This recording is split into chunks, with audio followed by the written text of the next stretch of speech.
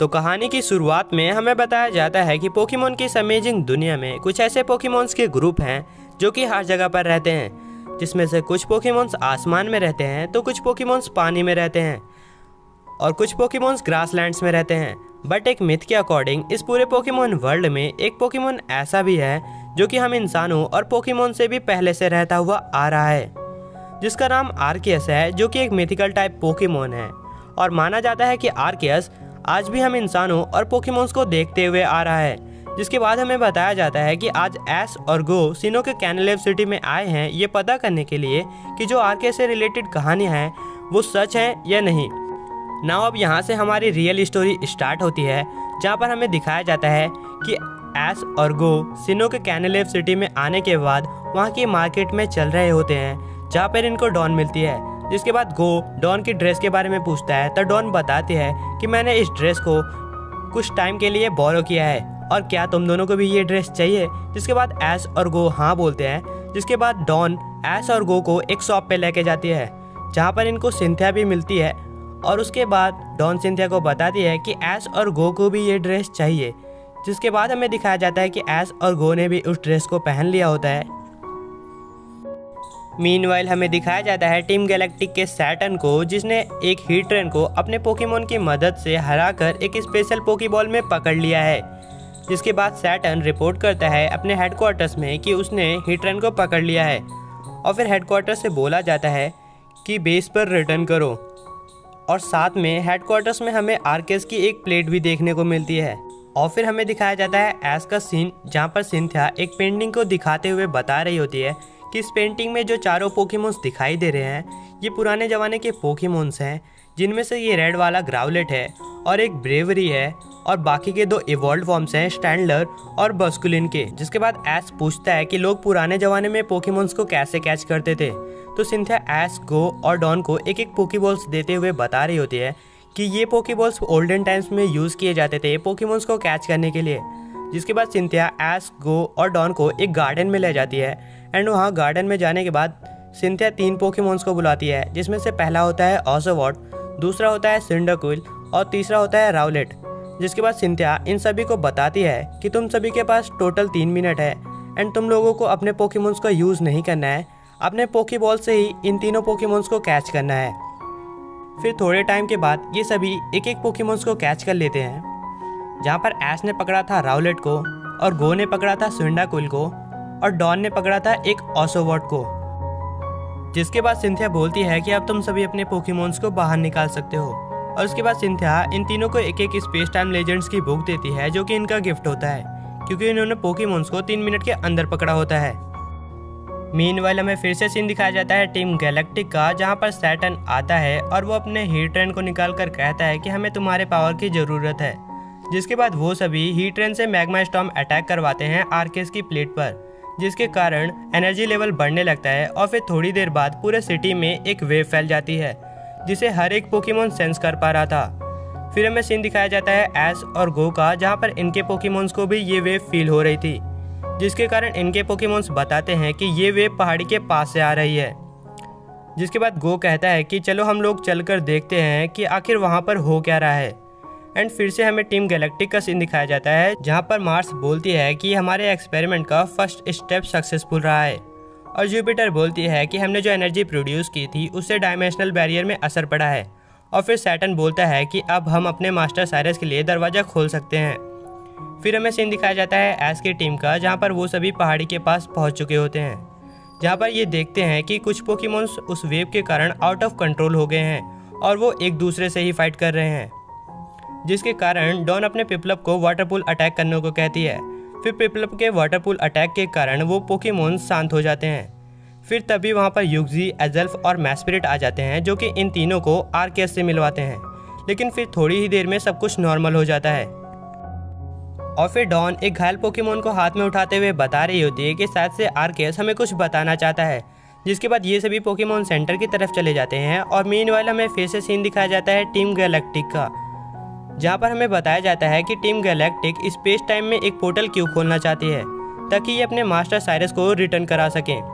फिर हमें सीन दिखाया जाता है पोकेमॉन सेंटर का, जहाँ पर टीवीज़ पर यही न्यूज़ आ रही होती है कि किसी अननोन वेव के कारण पोकेमॉन्स बेकाबू हो रहे हैं। फिर वहाँ पर ब्रॉक आता है जो कि एस, गो और डॉन से मिलता है, जिसके बाद ये सभी मिलकर फ्लाइंग जेट से माउंट कोऑर्डिनेट के पास जाने लगते हैं।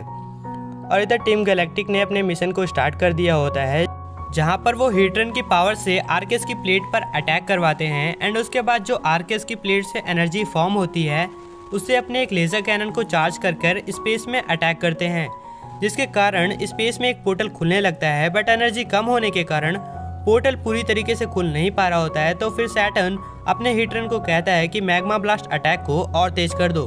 फिर जैसे ही हीट्रन अपने मैग्मा ब्लास्ट अटैक को और तेज करता है तो वहाँ की मशीन्स और वो लेज़र कैनन ओवरलोड हो जाते हैं, जिसके कारण वो ब्लास्ट हो जाते हैं। और जो एनर्जी हीट्रन आर्केस की प्लेट में डाल रहा होता है वो एनर्जी रिफ्लेक्ट करके हीट्रन को लग जाती है, जिसके कारण हीट्रन बेकाबू हो जाता है और चलता फिरता आग का गोला बन जाता है। फिर सैटर्न हीट्रन को पोकेबॉल में पकड़ने की कोशिश करता है, बट वो पोकेबॉल हीट्रन की हीट से ही पिघल जाता है, जिसके बाद हीट्रन आर्केस की प्लेट को भी खा लेता है और फिर पूरे टीम गैलेक्टिक के हेडक्वार्टर्स को डिस्ट्रॉय कर पोर्टल की तरफ बढ़ने लगता है, जिसके कारण जंगल में काफ़ी ज़्यादा डिस्ट्रक्शन फैल जाता है। और ये सब कुछ एस की पूरी टीम जेट पर बैठकर देख रही होती है। इधर टीम गैलेक्टिक भी ये सब कुछ अपने हेलीकॉप्टर में देख रही होती है।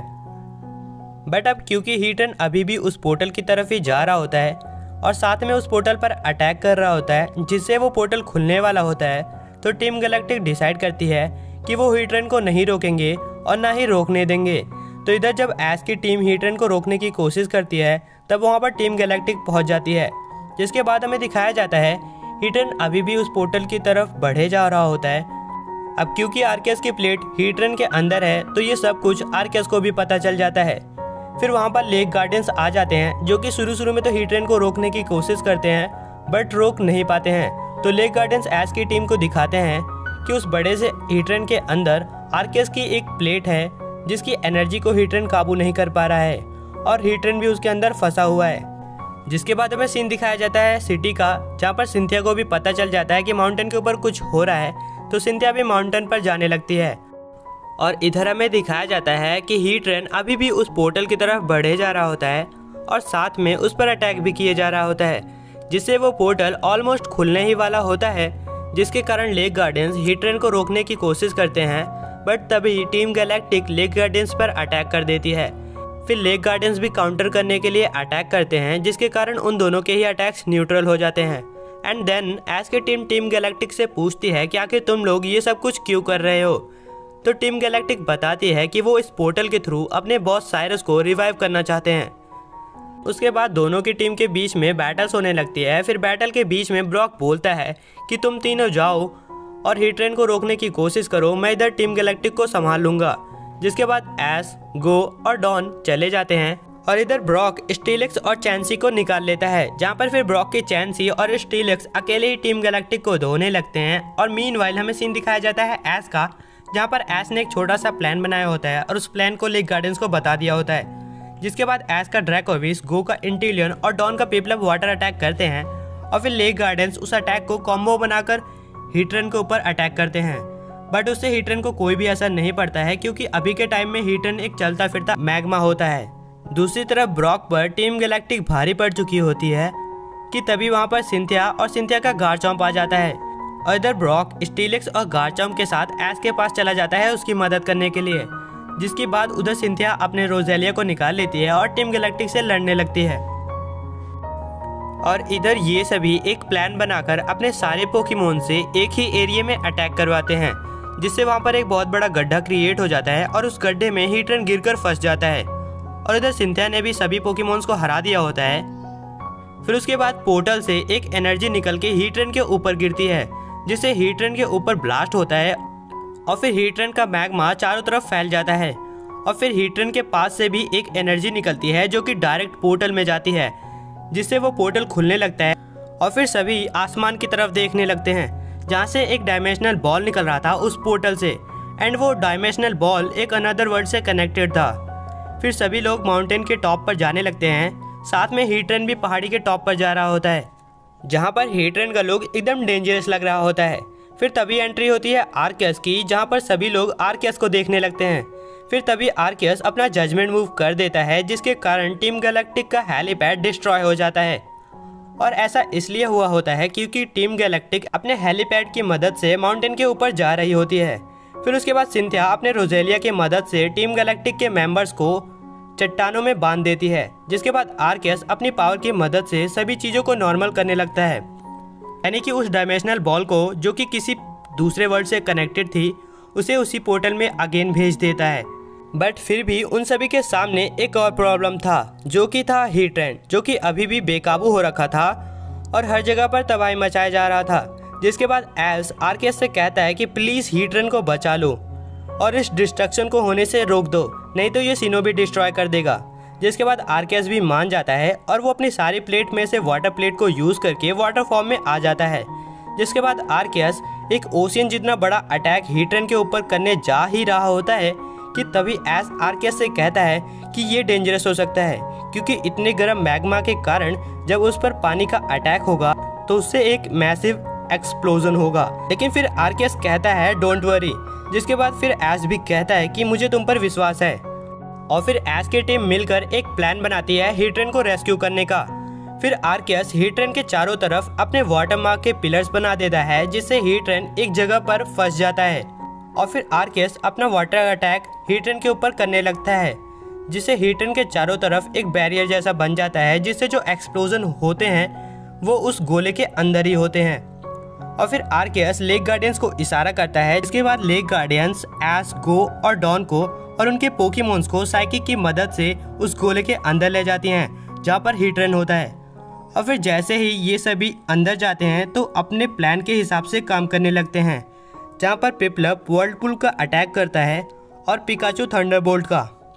और इन दोनों अटैक के कॉम्बो के कारण जो हीट ट्रेन के ऊपर की लेयर होती है वो सॉलिड बन जाती है। फिर बाद में गो अपने इंटेलिजेंस से स्नाइप शॉट अटैक यूज करवाता है, जिससे उस सॉलिड की लेयर में एक बहुत बड़ा और लंबा होल हो जाता है, जिसकी मदद से ये सभी असली हीट ट्रेन के पास पहुंच जाते हैं, जहाँ पर ये देखते हैं कि हीट ट्रेन बहुत सारी रस्सियों से बंधा हुआ है। और ये सभी आर्केस की प्लेट को भी देखते हैं। फिर पिकाचू आयरन टेल की मदद से उन रस्सियों को काटता है, जिससे हीट ट्रेन बना हुआ होता है।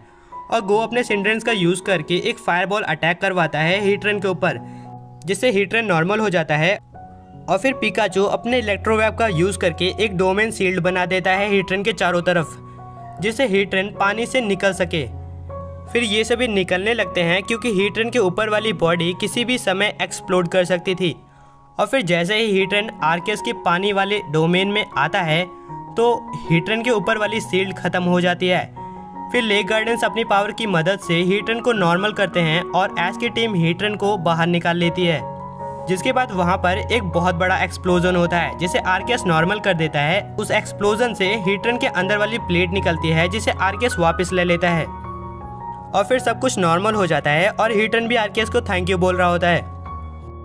और इधर टीम गैलेक्टिक आर्केस से पूछ रही होती है कि हमारे बॉस साइरस कहाँ हैं, और बोल रही होती है कि हम जानते हैं कि तुम जानते हो कि साइरस कहाँ है। बट फिर भी अपना लेजेंडरी आर्केस इनको कुछ बताता नहीं है और एक पोर्टल खोल के युक्जी, एजल्फ और मैस्पिरिट के साथ चला जाता है। और फिर कहानी के एंडिंग सीन में हमें ब्रॉक को सिंथिया को प्रपोज करते हुए दिखाया गया है। But as we know Brock का क्रोगन ब्रॉक को सही कर देता है और सिंथिया हमें बताती है कि हम कभी अकेले नहीं होते, हमें आर्केस हमेशा देखता रहता है। तो ये थी पोकेमॉन के एक छोटे से आर्क द आर्केस क्रॉनिकल्स की एक्सप्लेनेशन। आई होप तुम लोगों को वीडियो पसंद आई होगी। वीडियो पसंद आई है तो वीडियो को लाइक कर देना, एंड चैनल पे नए हो तो चैनल को सब्सक्राइब कर देना ऐसे ही और कंटेंट्स के लिए। मैं मिलता हूँ तुम लोगों को एक और नई वीडियो में। Until then bye bye.